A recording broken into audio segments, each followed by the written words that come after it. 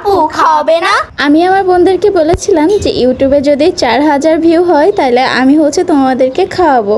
তো আজকে তারা দেখলো যে আমার ইউটিউবে 4000 ভিউ হয়ে গিয়েছে, এই জন্য আজকে সবাই মিলে বলতে লাগলো যে তুমি না বলেছিলে আমাদেরকে খাওয়াবে। আমিও আমার কথা রাখার জন্য তাদেরকে টাকা দিয়ে দিয়েছিলাম যে তোমাদের যা মন চায় তোমরা তাই খাবে। কিন্তু তারা কি করলো, তারা আমার জন্য পার্সেল করে নিয়ে চলে আসলো যে সবাই মিলে একসাথে খাবো।